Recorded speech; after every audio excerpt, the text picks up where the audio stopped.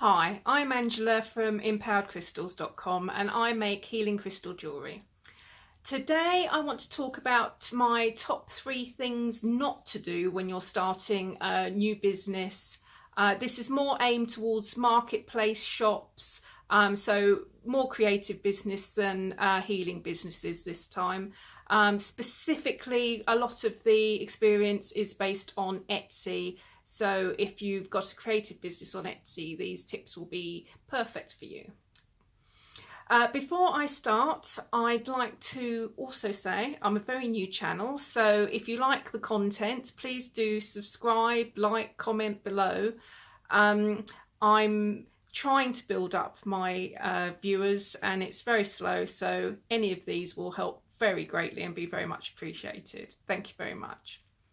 So today, my top 3 things not to do when you're starting up a new creative business.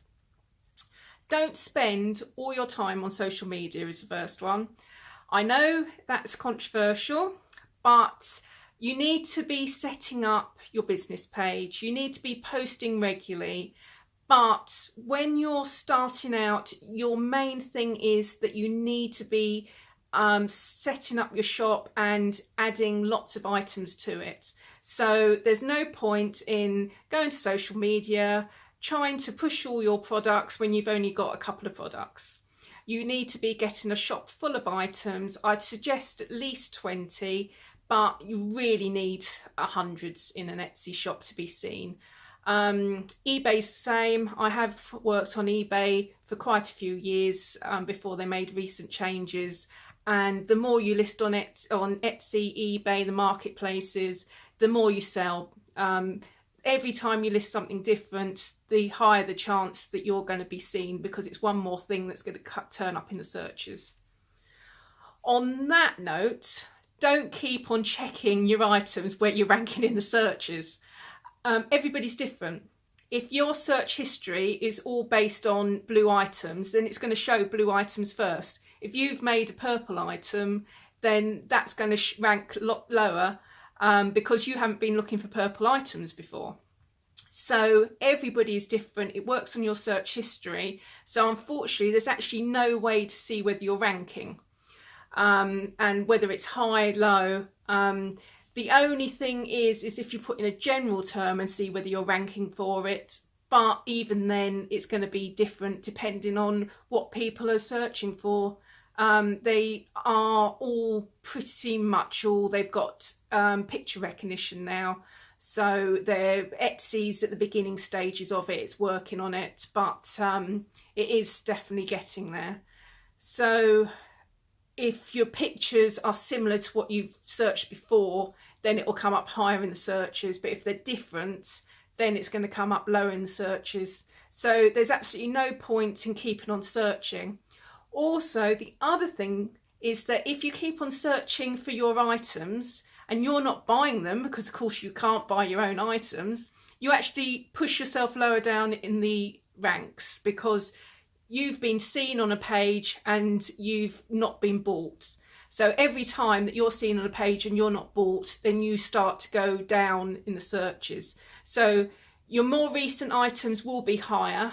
Etsy doesn't rank recent items quite so high now.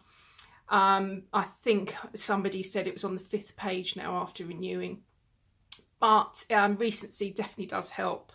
But if you are in the searches and you keep on getting seen and not bought, then you will slowly go down after you renew or you put up a new item. Right, the third thing is don't price your items so low you don't make a profit. Now, I'm seeing items on Etsy that are £1 and £2, and I know the cost of the materials must have cost £1. It doesn't take naught amount of time to make. So they're making hardly any profit at all. By the time they've photographed it and everything else, they're working for nothing. So you do need to take in account all your expenses. So you need to think about time. So let's take, for instance, this pendant. So I've made this pendant. I've used the stone. That's going to cost money. The wire is going to cost money. I've leathered it up onto a thong. That's going to cost money. The time it takes, you've got to think about that, because it takes time to wire wrap this. If it takes a couple of hours to do an item and you're charging a £5, then you're getting about £1 or £2 an hour, which is ridiculous. So you do have to think about time. The other hidden costs that you've got to think about, Etsy fees, so that's 5% straight out. And you've also got to think about your payment processing fees, so that's credit card fees and the payment that whoever's taking the money charges for using their services. So PayPal would, they charge about 3.5%, and Etsy, I think it's the same, and then the credit cards vary depending on the country you are and the credit card.